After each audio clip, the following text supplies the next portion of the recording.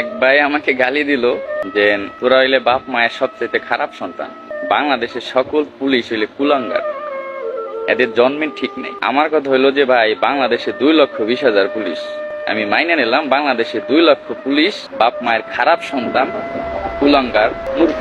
আমি এক মধ্যবিত্ত ফ্যামিলির ছেলে, আমার নুন অন্তে পান্তা ফুরায়, আমার 14 গোষ্ঠীতে গভর্নমেন্ট জব কেউ করেন, আমি কোনো কোঠার পুলিশ না, আমি সাধারণ কোঠায় ভর্তি হয়েছি। আমার এই চাকরিটা হবে আমি কখনো আশাও করিনি। আল্লাহ আমার রিজিক লেখছিল পুলিশের চাকরি, আজ আমি চাকরি করি, আজ আমি কুলাঙ্গার। আমি একজন স্টুডেন্ট ছিলাম, আমি এইচএসসি পাস করে এখানে আসছি। যাই হোক, জনগণ আমাদের গালাগালি দেবে। আমি আপনাদের সামনে আসতে বলছি, আমি এখানে দিতে এসেছি, আমি কোনো কিছু নিতে আসি নাই। আজকে কিন্তু বিশাল একটা ক্ষতির হাত থেকে দেশ রক্ষা পেয়েছে। হাঙ্গেরির ঠোলামন্ত্রী বিদেশিদের কাছে সাহায্য চাইতেছে ঠোলারের সংস্কার করার লাগিয়া। দর্শক, এবার লাইভে এসে নিজের দুঃখ প্রকাশ করলো এক পুলিশ সদস্য। এই পুলিশ সদস্য ভাইটির কথা শুনলে আপনি চোখে পানি ধরে রাখতে পারবেন না। আসলেও কি দেশের সব পুলিশ খারাপ? দর্শক, এই ভিডিওটি পুরো দেশে সাড়া ফেলে দিয়েছে এবং কি অনেক উপদেষ্টারাও আবেগ আপ্লুত হয়েছেন এই ভিডিও দেখে। অন্যদিকে পিনাকি ভট্টাচার্য দাদা পুলিশ বাহিনীর সংস্কার নিয়ে একটি গুরুত্বপূর্ণ প্রতিবেদন প্রকাশ করেছে। আসলেও কি দেশে পুলিশ থাকা প্রয়োজন এবং থাকলেও এই বাহিনী কিভাবে কাজ করবে এ নিয়ে একটি গুরুত্বপূর্ণ প্রতিবেদন প্রকাশিত করেছেন।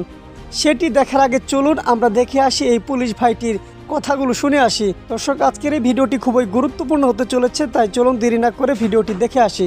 আমাকে গালি দিল যে তোরা হইলে বাপ মায়ের সবচেয়ে খারাপ সন্তান, বাংলাদেশের সকল পুলিশ হইলে কুলাঙ্গার, এদের জন্মের ঠিক নেই। আমার কথা হইলো যে ভাই, বাংলাদেশে 2,20,000 পুলিশ, আমি মাইনে নিলাম বাংলাদেশে 2 লক্ষ পুলিশ বাপ মায়ের খারাপ সন্তান, কুলাঙ্গার, মূর্খ। আমি এক মধ্যবিত্ত ফ্যামিলির ছেলে, আমার নুন অন্তে পান্তা ফুরায়, আমার 14 গোষ্ঠীতে গভর্নমেন্ট জব কেউ করে না, আমি কোনো কোঠার পুলিশ না, আমি সাধারণ কোঠায় ভর্তি হয়েছি। আমার এই চাকরিটা হবে আমি কখনো আশাও করিনি। আল্লাহ আমার রিজিক লেখছিল পুলিশের চাকরি, আজ আমি চাকরি করি, আজ আমি কুলাঙ্গার। আমি একজন স্টুডেন্ট ছিলাম, আমি এইচএসসি পাস করে এখানে আসছি। যাই হোক, জনগণ আমাদের গালাগালি দেবে, এটা আমরা শুনি বা আরো শুনতে হবে, তা নিয়ে আমার কোনো আফসোস নেই। কিন্তু আমার যেটা বলার সেইটা হইলো, সবাই বলতে আছে যে এই পুলিশ সদস্যদের সব বাদ দিয়ে দেন, আমরা মেধাবীরা এখানে আসবো, আমরা দেশটাকে গর্ব। ভাই, আমাদের ভিতরে হাজার হাজার বিসিএস ক্যাডার আছে, আমার লেখাপড়া এখন চলমান। এই যে দেখেন, এখন বাজে রাত 3টা, আমি রাস্তার ভিতরে একা, কেউ নাই, আমি একা আছি। কার জন্য আছি? আমার মা বাবার জন্য? অবশ্যই না, দেশের মানুষের জন্য। সবাই ঘুমাচ্ছে আর আমি সারা রাত এই রাস্তায় দাঁড়ায় দাঁড়ায় ডিউটি করব। সকালে ঘুম থেকে তারা উঠবে ফ্রেশ মাইন্ডে, যখন আমারে দেখবে, মানে সরাসরি না পারলে মনে মনে একটা গালি দেবে যে শালা কুলঙ্গারের বাচ্চার মুখটা দেখলাম, আমার দিনটাই খারাপ হবে। তাতেও আমার কোনো আফসোস নেই। কিন্তু কথা হইলো যে মেধাবী স্টুডেন্টরা যে আসবে, বাংলাদেশে তো আবার সরকার গঠন হবে, আওয়ামী লীগ আসুক, বিএনপি আসুক, জামাত আসুক, XYZ যে কোনো সরকার আসতে পারে, দেশের পরিস্থিতি তো আবারও খারাপ হতে পারে।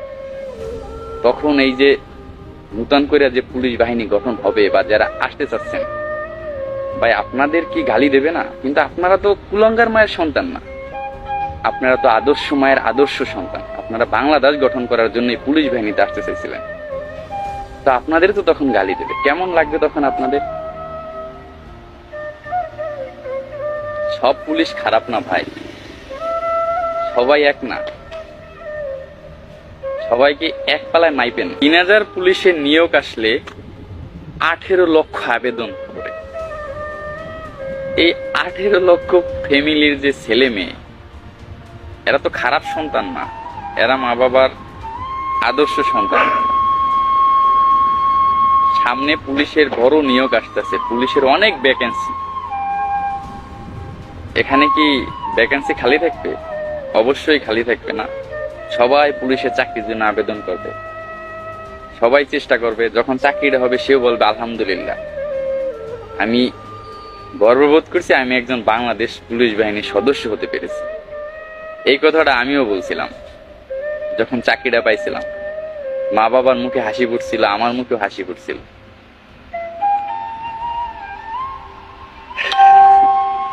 আসলে এগুলা নিয়ে কষ্ট পাবার কিছুই নাই। আমরা জনগণের গোলাম, স্বীকার করি।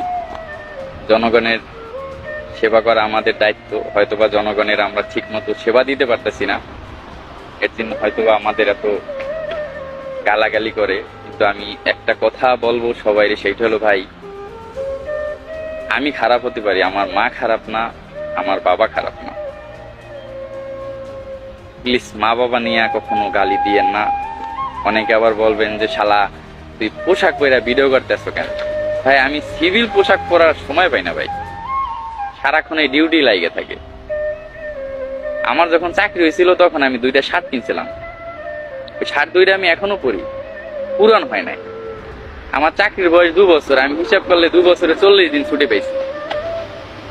40 দিনে 2টা শার্ট পুরান হয়ে যাওয়ার কথা না, বা আমার যায় না, কারণ আমি হইলাম গরিব ঘরের সন্তান।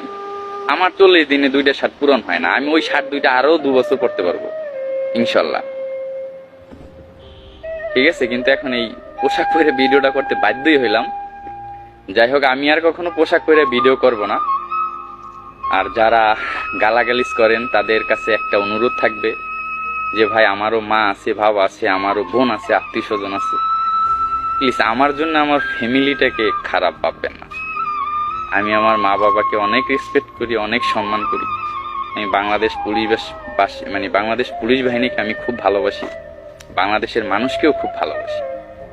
আপনারা গালি দেবেন, সহ্য করে নেব, কিন্তু মা বাবাকে দিয়েন না ভাই, বুকের বাম পাশে লাগে ভাই, ঠিক আছে। আমাদের কষ্টটা যদি বুঝতে হয়, আমাদের রুলস যদি বুঝতে হয়, অবশ্যই আপনার এই চাকরিটা করতে হবে, নাইলে আপনি আমাদের ব্যথা বুঝবেন না। আপনার সারাদিন বক বক করে আপনাদের বুঝাইতে পারবো না যে আমরা পরিস্থিতির শিকার নাকি অন্য কিছু, এগুলো সারাক্ষণ বললেও বুঝাইতে পারবো না। যাই হোক, আবেগে অনেক কথা বলে ফেলাইলাম, আপনারা আবার কষ্ট নেবেন না।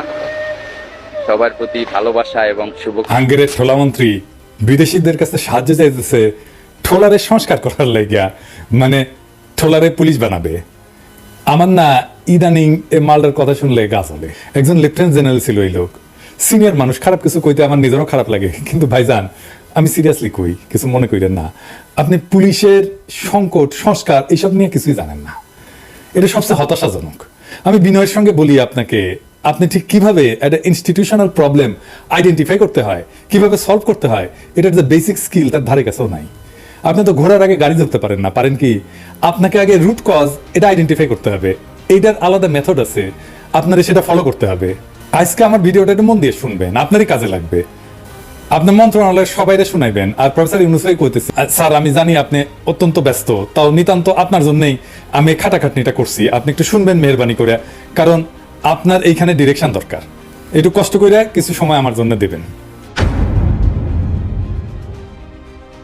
পুলিশের সংস্কার টংস্কার যাই চিন্তা করেন না কেন, তার আগে জানতে হবে আমাদের পুলিশ আসলে কিভাবে তৈরি হয়েছিল, কিভাবে এই অঞ্চলে ব্রিটিশরা পুলিশ সার্ভিস তৈরি করছিল, কেন তৈরি করছিল, কিভাবে এটা ডিজাইন করছিল। আপনি তো ইন্ডিয়ান বোম্বের সিনেমা দেখেন তাই না, কলকাতা সিনেমা দেখেন, তামিল সিনেমা দেখেন, ওইখানে সিংহাম ধরনের সিনেমা ছাড়া অন্য সিনেমাগুলিতে পুলিশের যে গণবিরোধী দুর্নীতি বাজার নিপীড়ক চেহারা দেখেন, সেটার সাথে বাংলাদেশের এই ঠোলার মিল আছে না? কেন হইল মিল? স্যার আপনি তো জানেন স্যার যে ব্রিটিশ পুলিশ দুনিয়ার সেরা, সবাই জানে। কিন্তু এই ব্রিটিশরাই যখন আমাদের দেশে পুলিশ বানাইলো, এরা এত নিকৃষ্ট হইল কেন? এটা একটা সঙ্গত প্রশ্ন না? এই প্রশ্নের উত্তরটা না জানলে আপনি পুলিশের সংস্কার টংস্কার কইরা কিছুই কুলাইতে পারবেন না, কোনো সংস্কার আপনি করতে পারবেন না, কারণ আপনি প্রবলেমটাই জানেন না, কেন প্রবলেমটা তৈরি হইল। আসেন এটা একটু দেখি। বেশি দিন আগে না, গত 2021 সালে একটা বই প্রকাশিত হয়েছে, বইটা colonial terror and state of violence in colonial India বই। এই বই 76 থেকে 78 পৃষ্ঠা পড়ি, তাইলে আমরা বুঝতে পারবো যে ইন্ডিয়ান পুলিশ কিভাবে তৈরি হয়েছিল। এখানে তারা কইতেছে একটা অত্যন্ত গুরুত্বপূর্ণ কথা, ইন্ডিয়ান পুলিশ তৈরি হয়েছিল সার্বভৌমত্বের ধারণা তৈরি এবং রক্ষা করার উদ্দেশ্য নিয়ে। দেখেন একটা জিনিস, সার্বভৌমত্ব রক্ষা কে করে? এটা আধুনিক রাষ্ট্রে কে করে? মিলিটারি তো। এই যে স্বরাষ্ট্র উপদেষ্টা মিলিটারি তো করে, তাই না? তাইলে ব্রিটিশ মিলিটারির কাজ পুলিশ দিয়ে করাইতো, বুঝছাও?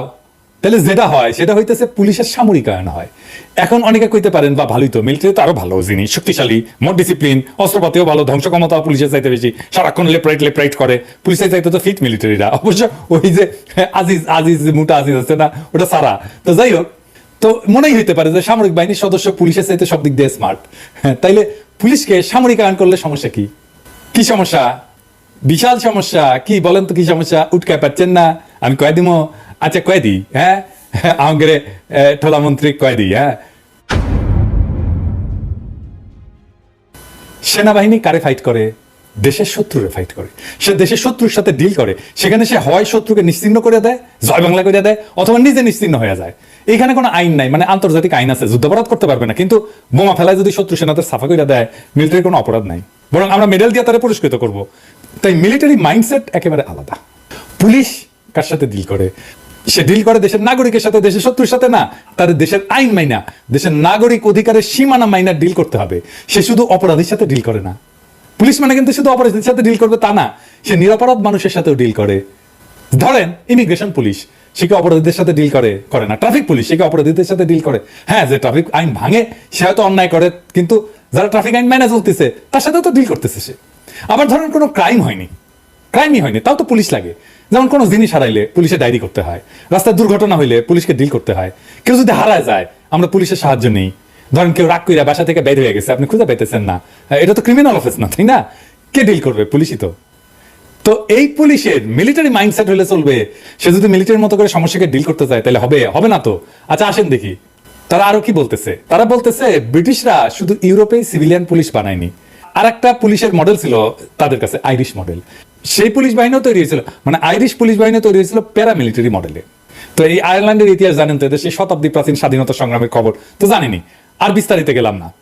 আজকে বাংলাদেশের পুলিশের সবচেয়ে মিলিটারাইজড রেজিমেন্ট হইতেছে সোয়াত, র্যাব, এগুলা।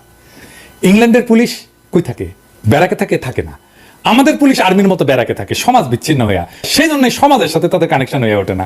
একেবারে সামরিক বাহিনীর আদলে পুলিশটারে বানানো হয়েছে। তো এটা তো ব্রিটিশরা করেছে, আমরা তো কম নিজেরা সর্বনাশ করি নাই। কি সর্বনাশ করেছি ঠোলামন্ত্রী আপনারে কয়ে দেব? আচ্ছা কই, প্রথম যে সমস্যার কথা কব সেটা হইতেছে, এটার জন্য পুলিশ বাহিনী নিজে দায়ী না, তারা নিজের ভিকটিম। এখানে সম্ভবত ভিকটিম বলাটা ঠিক না, মনে হয় ট্রাজিক নায়ক বলা যেতে পারে। কিন্তু আমার আলাপের পরে দেখবেন যে কেউ এটা নিয়ে কখনো কথা বলেনি, এমনকি পুলিশও বলেনি, নিজেরাও না। 25শে মার্চ রাজারবাগে আক্রমণ হইলো, তাই না? আর ইপিআরে আক্রমণ হইলো, আমরা মুক্তিবাহিনী গড়ে তুললাম, ইস্ট বেঙ্গল রেজিমেন্ট, ইপিআর। এই পর্যন্ত ঠিক ছিল, কারণ ইপিআর হইতেছে প্যারামিলিটারি, এবং ইপিআর তো সামরিক বাহিনীর আদলেই তাদের ট্রেনিং হয়, তাদের রেজিমেন্টেশন সব সামরিক বাহিনীর আদলে তৈরি। এ পর্যন্ত ঠিক আছে, কিন্তু অস্ত্র চালানোতে দক্ষ মানুষের অভাব ছিল। আজকে তো লাখ লাখ মুক্তিযোদ্ধা দেখেন, হাতে গোনা কিছু মানুষ মুক্তিযুদ্ধ করছিল।